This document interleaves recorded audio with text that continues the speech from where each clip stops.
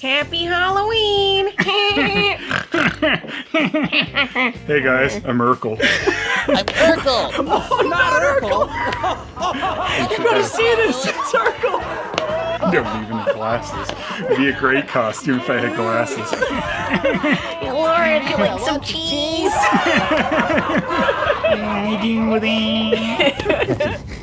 Lots of cheese. Urkel. It's spooky time, Phelan. Yeah. I'm excited. I love Halloween and I love Family Matters. We love Family Matters.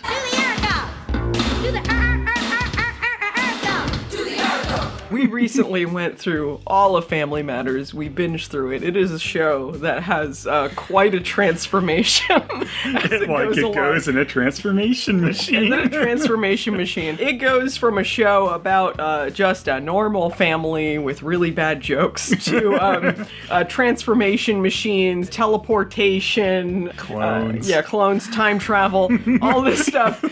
By the time you get to like, where's Carl and Steve? Oh, they went back in time to a pirate ship. And you're like, well, dinner's soon. Are you sure your father said he would be home in time for dinner? Mom, you know how time flies when you time travel? Stevie made me my own time travel watch. Remind Carl that the Gundersons will be here in 20 minutes.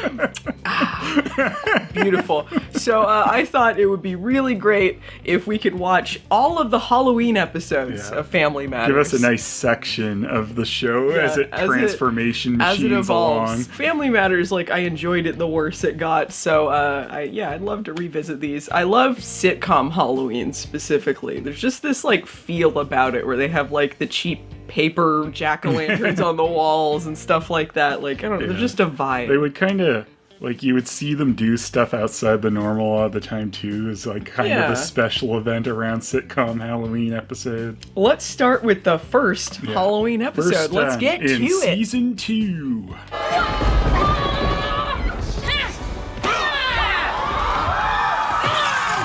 Season 2, Episode 7, Dog Day Halloween. So they didn't get one in the first season. They were too busy doing rap videos or whatever.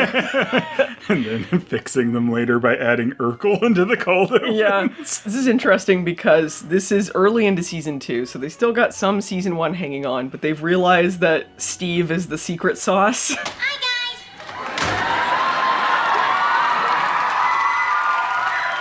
So you got some of that added in, but it hasn't quite gotten to ridiculous levels yet. Become quite Stevil yet. Yeah. Foreshadowing. So what was the plot of Dog Day Halloween? Steve and Laura go to a bank because why are they even together? I guess they're going to a Halloween party together, and then They're going to get the Halloween candy. Buy some Halloween candy for the trick-or-treaters and get home as soon as possible. And then for some reason, Steve has to cash a check.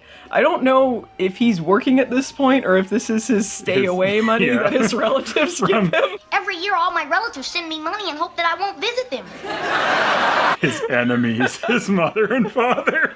Yeah, I don't know if he has like a proper job at this point because he's still a child, so I don't know. Which is really weird after going through the whole series when you go back to Steve actually being a kid. Like, oh yeah, he forget that he was a literal child. He's so little at this point. Hi, Mr. Winslow.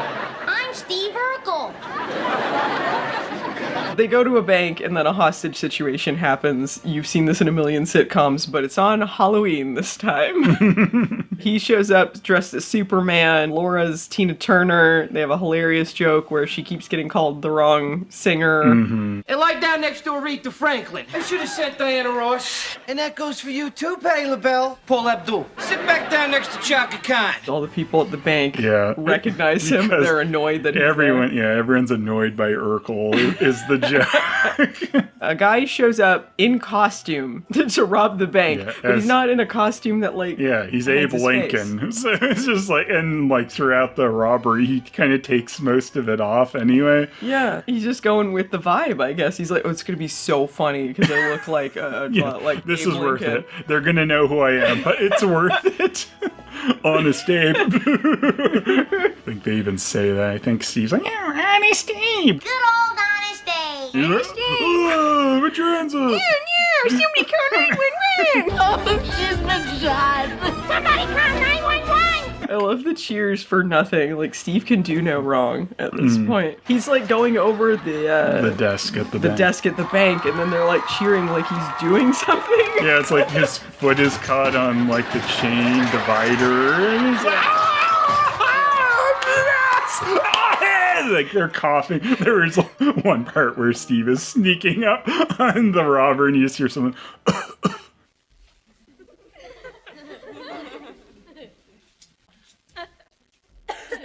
There's a character who really could do no wrong on the show, Lieutenant Murtaugh. He was hilarious. This was his second appearance.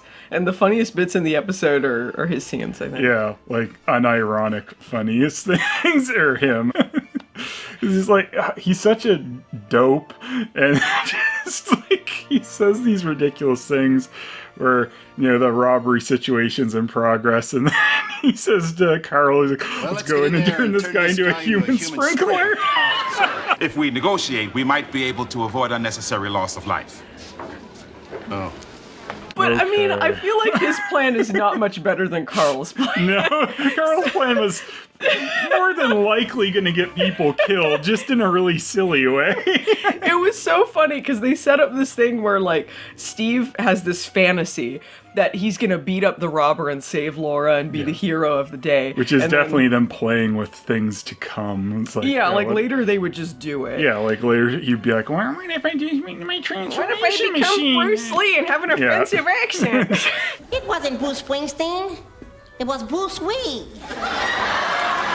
But yeah, he has this fantasy, and then when he tries to do it for real, he gets scared. This is part of his arc of the episode, in that he's a coward, but then he Which realizes, is- you know, like, that's what you should do in this situation. Like, there's a time to be a hero, and there's a time to be smart. Yeah, which is, you know, how you know it's an earlier episode, because, you know, Carl does, you know, the heartfelt speech with Steve after. Yeah, later it'd be like, oh, do we have to? Yeah. Do we have to do a We speech? don't really.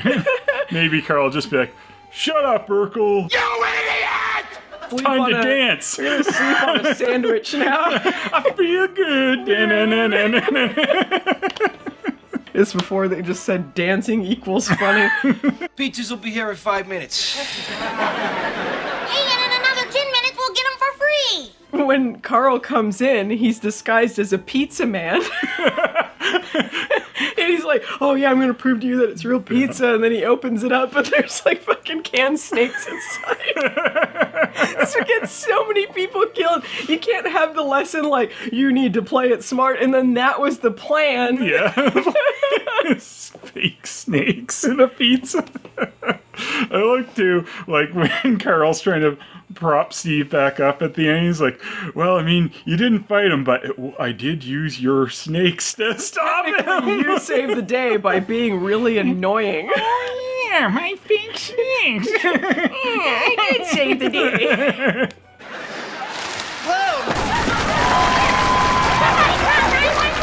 Before we move on, I do want to talk about everyone else's storylines in this episode. So you got the grandma, you got Harriet, and Aunt Rachel. Rachel's place. Rachel's place. They get costumes, and then they get Harriet a bad costume. Yeah, And she doesn't hunchback. like it, but then she acts in character. And then they're giving out candy, and they run out of candy. They're waiting for Laura and Steve to come back, so they have to give out canned goods We were forced to hand out canned goods and pork products. instead of just saying we're out like any other family would do. I find it weird that they don't have Laura say what happened, because, like, when they get back, they're yelling at her, oh, where were you? We needed the candy. We're giving out all our food. Like, why didn't they ever go, oh, I was in a hostage situation? I didn't understand why when Steve and Carl are left in there, like, he's like, what's up? What's the matter? Why are you upset? Yeah. Like, he wasn't just in a fucking Yeah, held kidnapping at hostage gunpoint. situation. Steve, what's wrong? I don't know why he isn't like, hey, my daughter, he threatened to kill her. He was like, oh, I got a cop's daughter. You're like, no conclusion to that. Like, they're like, we got to get to the Steve was a coward plot. You always were. You're a coward, Mickey. You always were. And then Eddie and his good friend Rodney are gonna egg a house, and then they don't. Rodney is dressed up as Don King. As Don King, that's hilarious. Reginald. The audience did love the egg getting cracked on Rodney's head. So funny. Classic Rodney. And then Judy and Richie were Janet Jackson and Raphael. Yeah. And that was their plot. Yeah, it was great, dudes. I do like... Judy's room was messy. She also had that. Yeah. I love it. That's like one of the first lines. Like, a big joke is Judy's room is messy. Judy says she wants our house to be the scariest in Chicago. Well, if Judy wants to scare people, all she has to do is show them her room. What's Judy's room look like?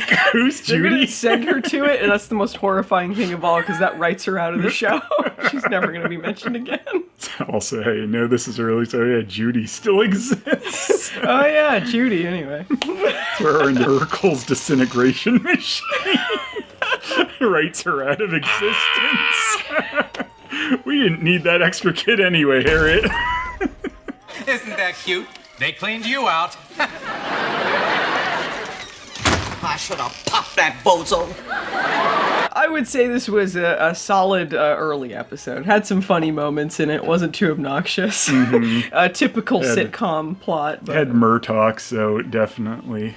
Thumbs up. Who are you? I'm Tommy Wong.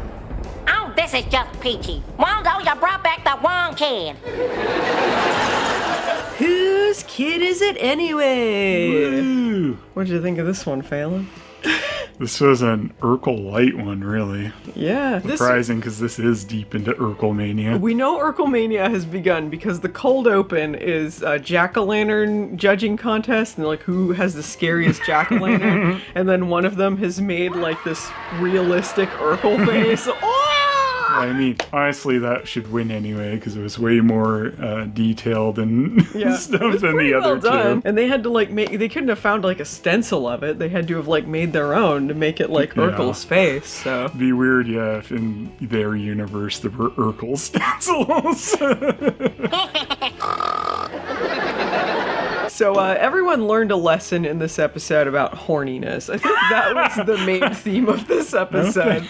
I think Rachel needed a talking to, and she never got Okay, one. well, not everyone learned. One person learned a lesson about horniness. Everyone else was just horny.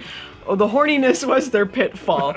So the main plot of this episode is that Eddie takes Richie out trick-or-treating, and he ends up losing him because he gets horny over a girl. Waldo takes him out, and there's a mix-up. Sends him off with Waldo. Yeah, Waldo. Waldo is a funny character. It was a real shame when he wasn't in, like, the last season or two. Trick-or-treat. I missed him when he was gone. Like, they needed Waldo still. Yeah, he was, I think, maybe one of the saving graces of this episode, because Eddie and Richie, I don't care about them. Ouch. Half of Eddie's plots really in the show are Eddie horny. Eddie horny, Eddie stupid, and he rarely has, like, a redemption for this. It gets worse as he goes along. Pretty much, yes. I learned my lesson until next episode, and then, what? Horny! Now, put yourself in park, but keep that motor running. Let's talk about the weakest plot of this episode, and that's Harriet and Carl. They are having sleep problems and sex problems. Yeah, which Urkel has cottoned on to immediately as he breaks into their room in his sleepy cap to tell them his motion detectors has not detected motion in their room for a while. By the way, Carl, there hasn't been much motion in this room lately. He says he monitored some kind of motion, which is why he came over in the first place. Yeah. But that kind of goes unresolved. Like, what was he catching? Yeah, what happened there? I don't know. I think he was just looking for an excuse to say, like, hey, weren't you fucking lately? Well, I do kind of love how Urkel always barges in. But, like, this, they have such an understated reaction to Urkel putting a ladder up and climbing into their bedroom. This is one of the least insane things that happens on the show. The fact he regularly breaks into their house and they're like, oh, this is just an annoyance. Like, I guess we'll call the entertain police. Wait, I am the police. Yeah, so he's like, I know how to get you fucking. I'll get you a relaxation tape. I'll record it for you, and then you can sleep, and then it'll help Carl's back problems. Carl, why don't you stick your dick in my transformation machine? And then you'll become Sex Carl. Sarl. He's half nerd, half Carl. So does that make me a gnarl? Remember when he made him Sex Carl? He was just hornier than Eddie. It was insane. I'm shocked. This was just a bookend plot. Just that happens, and then at the very end, at the credits, they're listening to the relaxation tape, and then Urkel gets a call in the middle of it, and he's saying mean things about them. But Carl claims to have bank problems. Yeah, he's talking to Waldo on the phone, like, oh yeah, I'm just making stupid Harriet a relaxation tape, and oh yeah, Carl, he still can't get it up, you know that is Waldo. Urkel has done many things that cross the line into mean-spirited or criminal activity or sex pest or what have you. But I feel like he was very mean in this episode for no reason. I've never seen him that angry. Stop thinking, Waldo. You'll hurt yourself. Honestly, like Eddie deserved it, so it's a rare one where Steve is kind of like being like one of the authorities and kind of disciplined, like on instead of being on the other side. He didn't cause the problem this time around. It's like once in a while you get weird ones where Urkel's kind of like that, mostly at Eddie. He's furious about this kid mix-up. Like he's just like, you have fucked up, Eddie, you idiot! You fucking moron! I have to say that Urkel is so smart. He's made like transformation machines, clone machines. He didn't know how to dupe an audio cassette without just recording it with a microphone. I don't think he's done any of that at this point, but he's made a jetpack at least. So he certainly knows how to... Like he's a kid genius. He's going to make these things. But he doesn't know how to dupe that because it's so funny. I think a guy that's smart enough to build a time machine, he's certainly capable of handling a simple thing like a gun. Somebody call 911! I did want to note that Aunt Rachel and Harriet are both unreasonably horny in this. When Aunt Rachel comes out, everyone does their costume reveals. She comes out dressed as sexy Cleopatra, and she says like a flirty line. She said like, who wants to swim up my river Nile or something like that. Hey guys, care to ride up the Nile on my barge? And it's like, excuse me, none of the people in this room are people that this is appropriate to say to. This is her nephew, her son, and his friend. Yeah, like, and then fucking Harriet comes out as like sexy Shirley Temple. I don't know what to do with this visual. Yeah, Eddie has a weird reaction to this too. He's like, yeah. Why? This is your mother. She can be a little less horny when it's his mom. He did not cough like that person in the first one we watched. He didn't have the horny reaction to his dad as Zorro, though. No. He contained himself. It was a funny running thing, though, where Waldo is convinced that Carl really is Zorro. Dude, your dad is Zorro. And then it's like, Eddie gets horny for the girl, and he's like, who cares? Your dad's Zorro. And then Richie's like, you're gonna leave me with him? He thinks your dad's Zorro. Hey, you left a small kid with me, and you calling me dumb? Well, I mean, who could forget the funniest bit of this episode when Judy walks through the room and makes some reference or something? Kisses her ass goodbye. Thank you.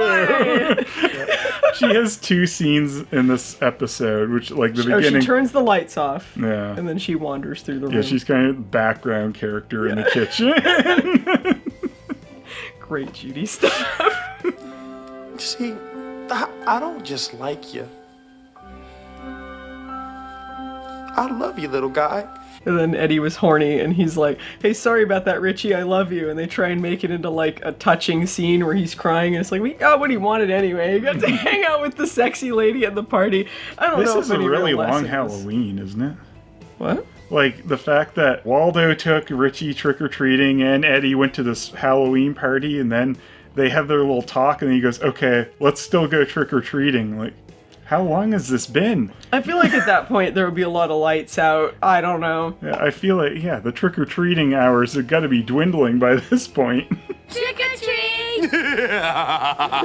So nice of you to drop by. This episode was less good than the last episode, but it had some funny moments in it. Urkel was dressed as a frog to try and get Laura to kiss him.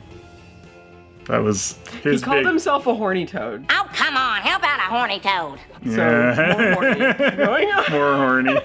He didn't really learn a lesson, but he got to yell at Eddie. So Yeah, it was kind of refreshingly Urkel light. It's kind of nice sometimes, too, to get Urkel mad at someone else for being stupid instead of it always being like, Urkel, what have you done this time? He's kind of justified in his anger. Friends. Best friends. Best friends.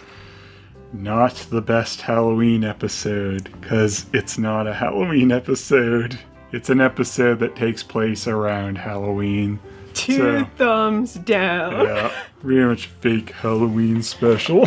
This episode was lazy. Like, they just put up Halloween decorations. They had a cold opening where they mention Halloween, but the rest of it's just a pretty standard plot. Not even really one of their best plots, so... No, I mean, I guess it was the start of something, with Waldo learning he likes to cook, but... Yeah, I guess they very lightly setting that up. Hey, as long as I'm the chef here, your food goes on my tab. Oh, that's so sweet. KC, yours is $4. So they got two plots in this episode. They have the plot at the Mighty Weenie, where Waldo gets hired because Eddie feels sorry for him. And then he messes stuff up a bunch, he blows stuff up, he's endangering people's lives, and Eddie is worried about having to fire him, but then he finds out that he can cook. Mm-hmm. That's it. for that. Urkel is also there. Hey, I hired Steve Urkel. Another Urkel light episode. It is, yeah, it's a pretty Urkel light. This is even lighter than the other one. We got more Urkel berating someone. Surprisingly not about Waldo misblowing them up, but it's about Waldo walking through the drive-thru. Oh yeah, and Urkel's quite mad at that. There was also an asshole clown who goes through the drive-thru and like squirts him with water, completely unwarranted. It's like, I feel like something would happen with this. I don't know if you get like arrested for it, but I feel like someone would be like, get out of here. Yeah. I have to serve you, you clown. You don't just spray people with water, you animal. Kind of have like one of those clunky lines where Eddie, for some reason, goes, "Who was that?" Nah, some clown. Very funny, bozo. I should have popped that bozo. And then the other plot is Harriet embarrasses Laura in front of her friends because she dances, and then they make up. I mean, Harriet's kind of silly, like, you know, coming in doing dances at first, but like at the very beginning of the episode, Harriet just comes in and Laura's like, I e-hat my mom for no reason. I e-hat my mom.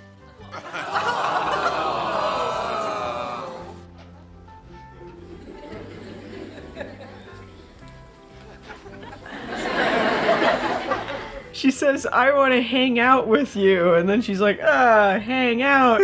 Embarrassing. Even before she says that, it's just like Harriet sits on the other end of the sofa near her and she's like, ew. Oh no, my friends are coming over and my mom, she was far more embarrassing in the other episodes we just watched than in this. She was just like doing some dances, talking about... She should have come in as Shirley Temple. Yeah, if she came in as Shirley Temple, then like you'd be like, excuse me, Mom, can watch you this dance. I can never be seen in public again if my mother was in that outfit and anyone saw her. Want to rap about hunks till they get here? I have nothing to say about this episode. They had the ending where they're like dancing, funny. Yeah, this is one of their many episodes. They're like, what do we do? I don't know, dancing. We don't know how to end this. Dancing. I'll say about the opening, which was actually Halloween. I did like when Waldo comes in, they say like, Halloween's not for 2 more days. Okay, I'll wait. Yeah, cool. And then he waves at Steve like over Carl, and Urkel kind of enthusiastically waves back. Very up and down with Steve. At first he's really happy to see him, and then when he's at the drive-thru he's really mad to see him, and then later like Eddie is like, I'm gonna have to fire him, and he's like, oh no, he's our friend, don't don't do that. Somebody call 911! That's when he blows up the kitchen. Urkel's like, yeah, okay, I'll miss him. At that point, it goes higher than Eddie. Eddie doesn't own this restaurant. He's just a manager there. There's someone who owns the franchise, and then you have higher up than that. It would go to that if they blew up a stove. Mm-hmm. This decision is out of Eddie's hands at this point. When they concluded that, like, Waldo becomes a chef there, you can't go off of the recipes of a franchise. You get in trouble for that. So you wouldn't be able to do that. This is just unrealistic. The sauerkraut tastes great. What'd you do to it? Put some honey in it. Now sweet and sauerkraut. I do like, too, like, when Eddie and Waldo are hugging their, like, big moment. There's this guy sitting in a booth who's kind of near. He's like, shifts away. Like, human affection. I hate that. Like, I feel like a guy should have been dressed as a vampire or something. And it would have been more Halloween than this was.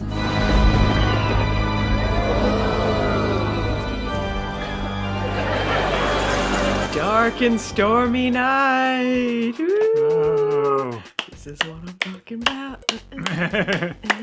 Proper Halloween silliness. It's the Winslows and they're vampires. This was great. I remember seeing this on, like, Nick at Night. It had been a while since I'd seen Family Matters proper. Like, this was just randomly on. And I'm like, what? They're like vampires or something? Like, some things have happened. I had no context for it. It's just as amazing as I remembered.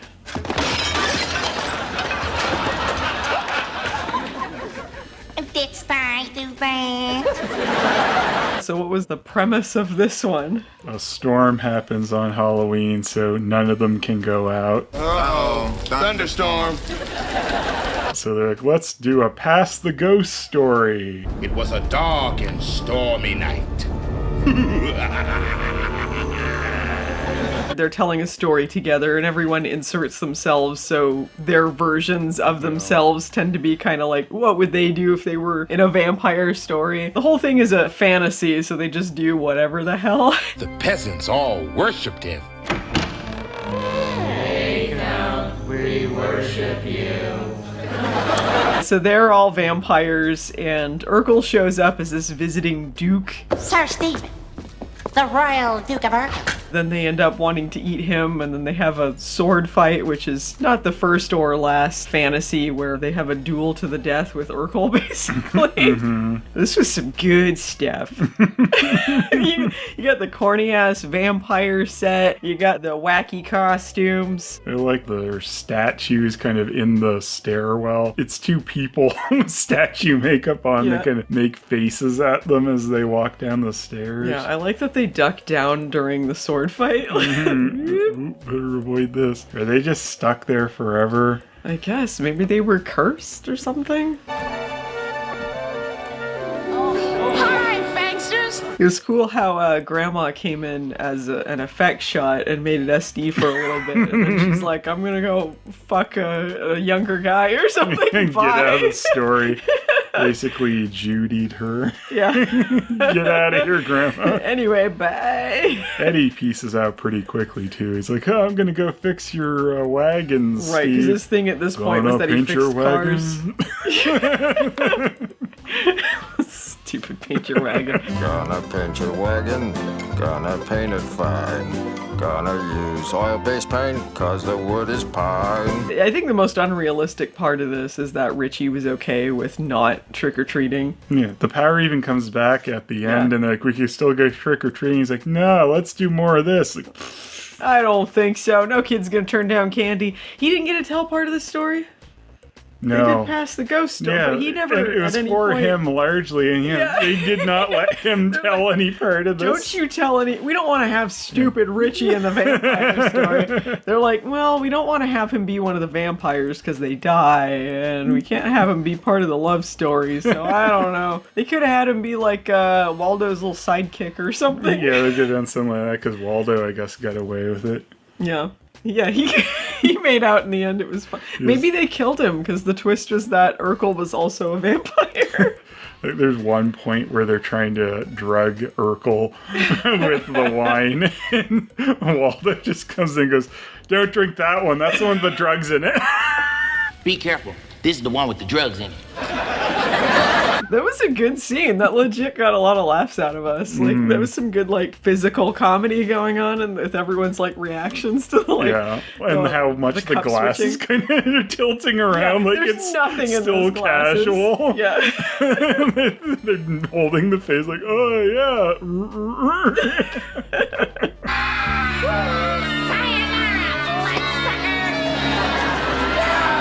Somebody call 911! Urkel gets to kill Carl and Harriet finally, and Rachel, she's there too. Yeah, she's just collateral damage. Like, when they're about to do like, Carl throws his coat and it hits Rachel in the face, then Urkel does the same thing. I like when, even when Rachel is telling the story, her character's kind of a loser. Like, she's like, ooh, I'm the sexy younger sister, and she goes and, like, sings, and then people start throwing eggs at her. She's got a sense of humor about herself, Yeah, you know? apparently. I don't know why when Laura tells the story, she casts herself as the damsel in distress. Mm-hmm. She's just setting herself up for an Urkel love story. Yeah. She should have known better at that point. I love you, I love you, I love you. Did I just say that? Maybe it's because subconsciously she liked him all along, and then it makes more sense. Yeah, there's later where she suddenly flips a switch and realizes she likes him. I thought it was weird, like, Urkel finds Laura chained to a wall, like on a wall that like tilts around when he like hits a hidden switch, but he leaves her stuck on this wall while he goes and fights the vampires. Yeah, well, he can't break her out just yet. He's gotta kill them first. Because it was so hard. Yeah, he just... Laura, do this. Slip your arms out of it, you idiot. He just slips her arms out of the manacles, unhooks the thing. Like, it was so easy to get her out. She could have rescued herself. She'd been there 3 weeks, apparently. She was looking pretty good for someone who was captured for 3 weeks by vampires. And I saved the day with some cheese with garlic. Oh, yeah, he got the upper hand because of cheese.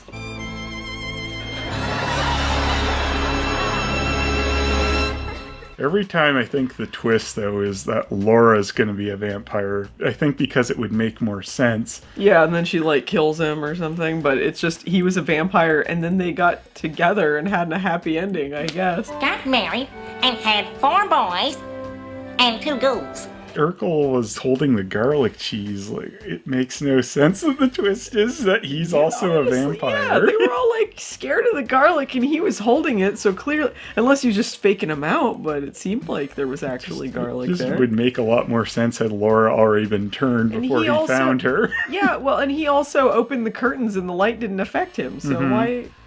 you know what? This episode makes no sense.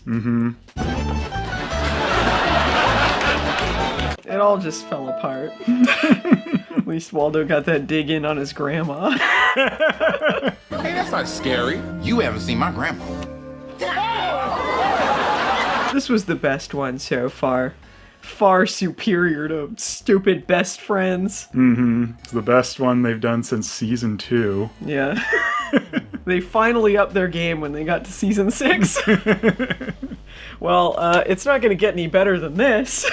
Or is it? Dun, dun. From now on, you can just call me Stevil. Well, Phelan, we made it to motherfucking Stevil. Yes. All roads lead to Stevil is the thing. The crowning achievement of Family Matters. Look, Stevil. I'm going to be honest, making this video, it was all meant to lead up to Stevil. It was just to lead up to Stevil, and in a way, us watching Family Matters was really a lead up to Stevil.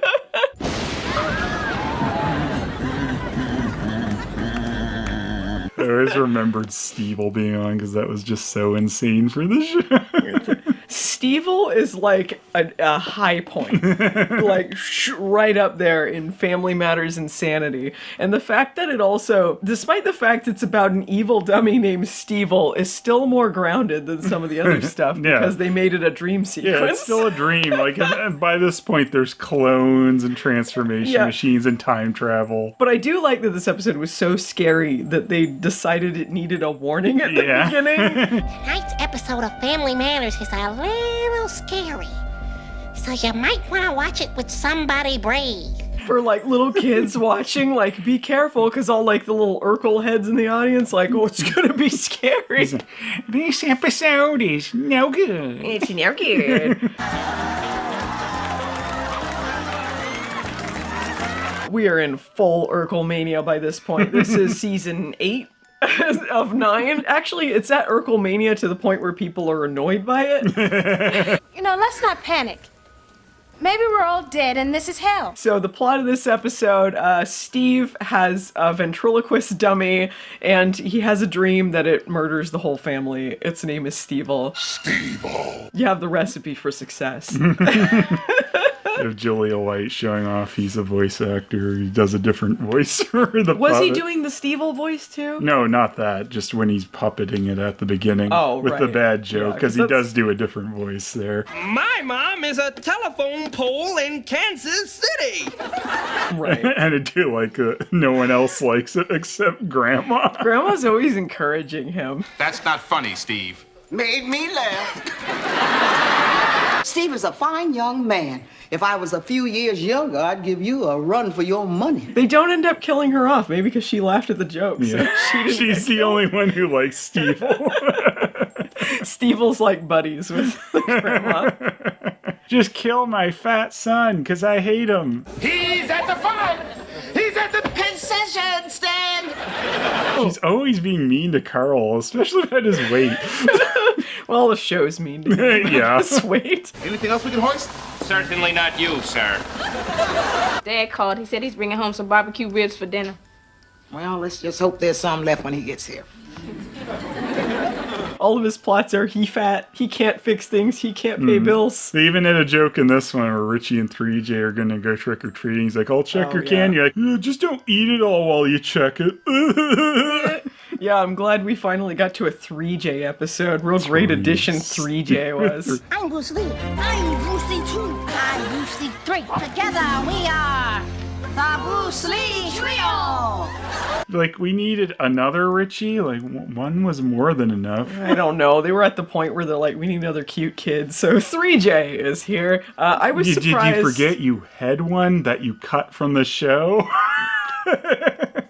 There was no Judy. She never existed. Harriet went back in time and made sure she never had Judy. Yeah, when we got to the time travel, they wrote Judy out of the timeline, so it was fine. It actually makes perfect sense. We just hadn't gotten to that part yet to Harriet explain should have it. said to Laura last time when she's being snotty. Arthur was like, don't make me go back in time and not have you either. When they went to pirate times, they killed a pirate that actually would have led to Judy existing. That's interesting. Judy had a different dad, actually. Oh, okay. Yeah, I am Billy. Faster!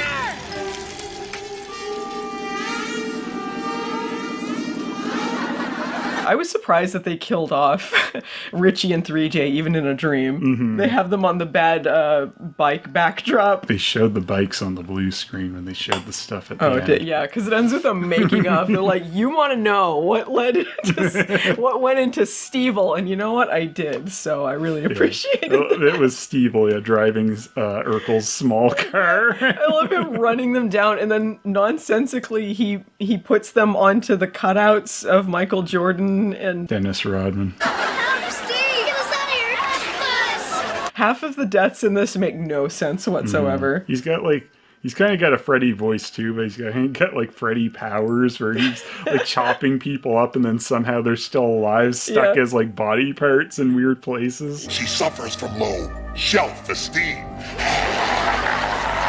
My favorite death has to be Harriet. It's not even a death. She just gets turned into a Jack-in-the-Box. Yeah, I mean, I guess it's sort of death like some of the other ones where they're chopped into pieces, but they're still talking. I guess her head got chopped off and put in a giant Jack-in-the-Box.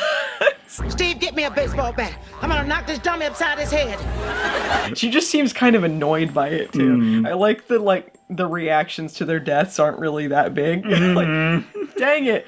You gotta stop that Stevil. He turned me into a jack-in-the-box. Ah, darn. The animation of her head bobbing around is amazing. I forgot it looked that bad. It was perfect. It's so great because you can tell after they reveal her, now that the jack-in-the-box is open, they're trying to cut around it to not show it because they don't ever in every shot, but then they blow it as he's chasing Stevil to the fridge. They blatantly show the empty box with the effect goes here marker and stuff. Oh, that was bad. Somebody call 911! I'm guessing they didn't figure out how they were going to realize that Harriet is a jack-in-the-box thing because they had her in like the full suit on the blue screen. I think once they had the thing set up, they knew it was going to be her head because it had the like effect goes here thing. And but so when they shot her, yeah, when they shot it, they had her in a full costume rather than like a blue morph suit and then the top part, which would make it easier to like cut that out. Yeah, cut her head off. And and then they had to around. like go in and like cut around the ruffle and made more work for themselves. So it's interesting seeing that because you just see like random clips of the making of. They don't really like explain any of it to you, but it does enlighten you on some of their processes. From now on, you can just call me Stevil. The little person who's playing the version of Stevil when it's just a little person in a suit running around is the Kid Grinch. Yeah, he was the Kid Grinch. He was also a prominent role in it was some soap opera, but he was on there for quite a long time, so people probably recognize the actor. Isn't that right, Timmy? That's right, Tabitha. We're gonna win. We're gonna win. This was a really fun episode. Like, That's it was amazing. ridiculous, but like it's really enjoyable, and like I like that they went all the way with it and they did something like crazy. And Stevil, honestly, I'm rooting for him all the time. Carl's death is actually quite gruesome when you think about what's going on, because Urkel just comes in the living room like, Carl, that Stevil's a real son of a bitch. Sounds like a regular wacko, a real son of a bitch. He's like, I don't care, Steve. I'm glad my family's dead. Like, what, Carl? How can you say that? And it's just like, Stevil is puppeting him. So he's like, just ripped out Carl's insides to turn him into a puppet. I love that these are all actually very TV safe deaths, and yet they're also like really horrifying in their implications. Because during Urkel's whole fight with Stevil at the end, you just see Carl slumped over dead on the couch. Him dead on the couch while Urkel has this like fight with this puppet where he's like tearing him apart. He does some wrestling moves. Yeah. It was so fucking good.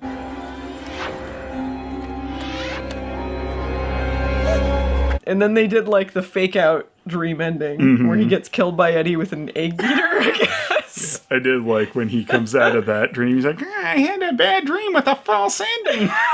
I just had a horrible Halloween nightmare with a false ending. This was top notch, and I can't say everything in season 8 was top notch, but I feel like that was a real highlight of that season. Waiting for Stevil, like, Stevil's coming, Stevil's coming. And you know, because the episode's named Stevil, you're like, it's coming right here, Stevil. I wish Urkel was killed too, because like some of his plots were so annoying. Like Urkel was like this weird thing, because it's like, it's kind of fun when it was just Steve's alter ego, but then he became a clone and his own person. And then they're like, no, we've done that. We don't know what we're doing with that. Will you marry me? Yes, I will.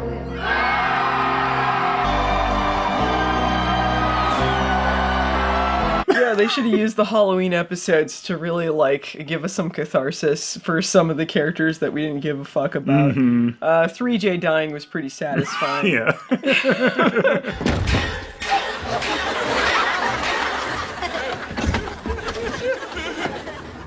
What a goof. We got one more episode left, Phelan. No, we got to get to the return. Inferior sequel.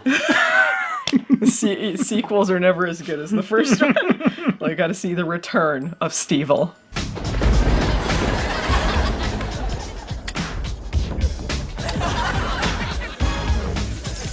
Stevil II.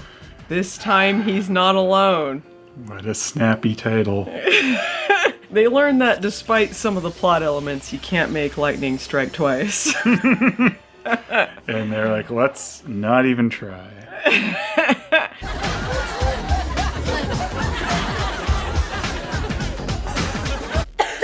I feel like what's the one thing we forgot to do with puppets in Stevil? Dancing. No, they did have a dance in the first one, but now they have twice the dancing. No, they just had a bunch of dancing that interrupted the entire story. Yeah, they stopped in the middle of it to do a dance specifically. It was more blatant and timely, Steve. Dance time is over.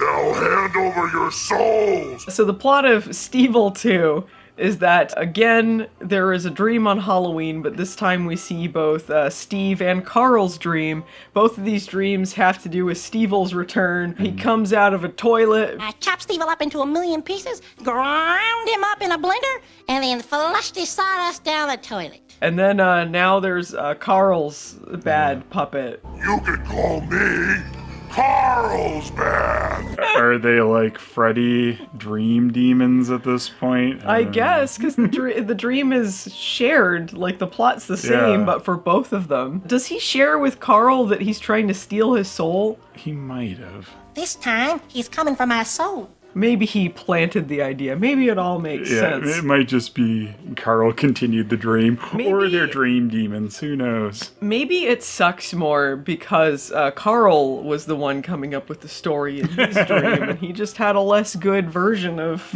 of that. Oh no! They've got Steve! Yeah, So the fun thing about the first Stevil is the fact that he kills the whole family, and they don't do that in this one. Yeah, they're chasing Carl and Urkel around the house, trying to steal their souls so that they can become human or go into show business. None of this really makes sense. No. We're going into show business. When you become human, what are you gonna do? I'm going to Vegas! Because they say they want to become human, and they do get Urkel's soul later, which is just making Stevil talk like Urkel. Don't I look pretty in a human soul? But he's still in the puppet body. Yeah, he doesn't become human, and he says like, oh, I still do all this evil stuff, I just feel bad about it. Only now, I feel guilty about it. And it's like, what's the advantage to this? But then it seems like he's also possessed Urkel, or maybe Urkel just doesn't have a soul. I don't know, but it doesn't really add up to, like, how does this help them get into show business? No. It's weird, too, because the evil version of Carl puppet, Carl's bad, it talks like Stevil did in the first Stevil episode, and they've changed Stevil's voice for some reason. Here's Carlsbad! No, put me down! Not in there! No! I spent the last year hanging out in sewers, bobbing for rats. This episode's also very lazy because it starts with the exact same opening that they did for the other one. Which is kind of funny because Urkel does kind of look older even just after that year. You're not a little kid anymore. You are a reasonable facsimile of a man. 3J and Richie might have also looked a little older too. They have a little bit with Laura and Eddie, very brief. And that's the only appearances by other cast members. Yeah, it's very weird because it's just like, everyone get out of here so it can be all Carl and Steve. You know how, like, when The Simpsons, when they were doing the initial Treehouse of Horrors, they would have the disclaimers at the beginning, and they had a format initially where they would all Marge show coming up out in front of the curtain. on stage. Yeah, it was that kind of thing, and I feel like there had to have been some note because the episode was slightly more violent than usual, however TV safe the violence was, so they were like, we have to have a disclaimer, and they did that. Let's see what's on ABC.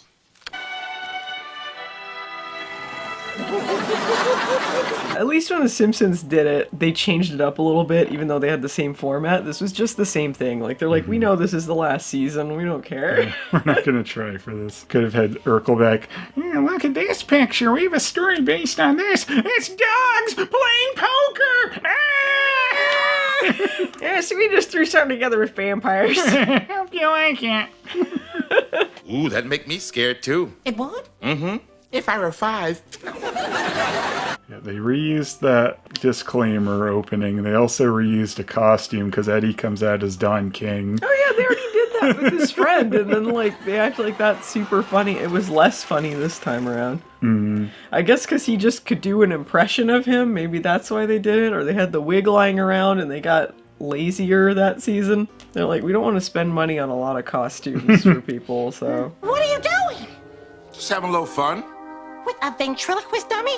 That's like playing with a loaded gun. Somebody call 911! Some of it, like, I did laugh at, but it was less good than the first one. The scene at the very end where Urkel, a soulless or whatever the fuck he's supposed to be, where he's trying to steal Carl's soul. They have the lightning go into Carl's eyes. Yeah, that looks like a shot out of a horror movie. Yeah, that's like a top moment from Family Matters. And this was the only Family Matters episode to originally air actually on Halloween, so... What a great Halloween for people in the 90s.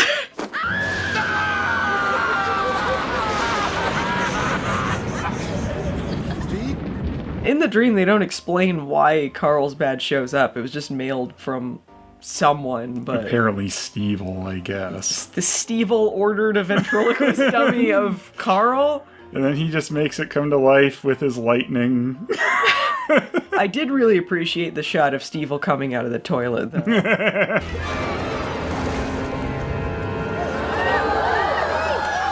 What else was good about this episode? Nothing? Nothing. I did like the joke about the Dove bars that they did twice. If they touch my Dove bars. No, not my Dove bars! No! It's noticeably awkward that Harriet's not there because at one point Carl's going to bed and there's just no one else in his he bed. was taking a nap because he had too much candy, but so he wasn't... She should be somewhere. If she's not in bed, she's usually around the house or something. They barely used anyone else. Yeah. It was really just with two people. Mm-hmm. Which is why they wasted time with dancing. Dancing, and then at the very end you get to see their act or whatever. Act, yeah. It's not easy being this short. Why is that? Because you're always the last guy to know when it rains. This episode sucked. The first Stevil, we get such joy from it. Like, we're genuinely, like, enthralled by what's going on. In this, you see, like, them dancing, and it's like... yeah. Is this necessary? Mm-hmm. I guess I appreciated what they were trying to do, but didn't quite capture the original Stevil magic. No.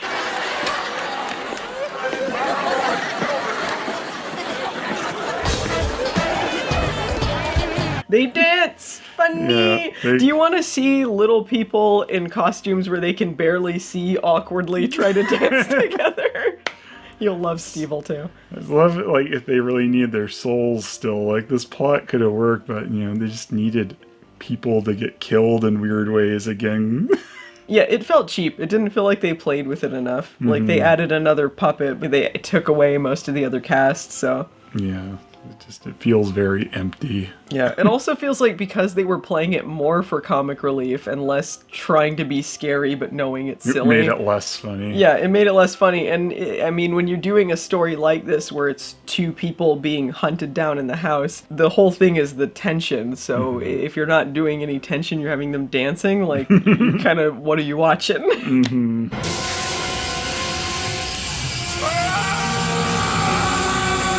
Anyway, I would love to rank the episodes. Rank them, okay. All right, the first one was the bank heist one. Right. Okay, so we're out of 6. I would say that this is number 2 for me, if number 1's the best. I'll put the bank heist at 3, I think. Actually, yeah, you're right. 3, I would put that at, because I know what would be number 2. Yeah. Okay, so after that, whose kid is it anyway? Whose kid? Where they lose Richie. Right. Yeah, 5. And then the one after that was the best friends episode. That's got to be the least 6. Yeah, that's the one that's not even really a Halloween one. Yeah, I would put that's that. 6 for sure. Yeah. And then they had the vampire one, which I would put at 2. number 2. Yeah. Stevil, number 1. Mm-hmm. Number 1, Stevil. Number 1. Stevil. We have the vampires. We have bank heist. And then we have Stevil 2. And then we have Whose Kid Is This Anyway? And then Best Friends. I think that seems right to me. Yeah. I guess I could switch Whose Kid Is This Anyway and Stevil 2 kind of very... You think? Yeah, I mean, I feel like there's unintentional comedy, even if you're frustrated in Stevil 2, versus Whose Kid Is It Anyway? It's a lot of just dumb Eddie. Best Friends, we can agree, the suckiest one. Yeah. Well, I think that's it for Family Matters Halloween. I enjoyed having this marathon. It was scary. scary. It was so scary. We forgot to have a disclaimer at the beginning of this, but this is a much scarier Allison video than normal. You better watch it with someone brave. Not me. If you're gonna binge Family Matters, you better watch it with someone brave, because you gotta sit through a lot of horse shit to get to the great horse shit. Yeah, you guys, check it out on Hulu if you're in the States. I don't know if it's on Disney Plus in Canada or anywhere else, but anyway, you know where to find Family Matters. Everyone knows where to find Family Matters. I'd recommend checking them out. It was a lot of fun. Happy Halloween!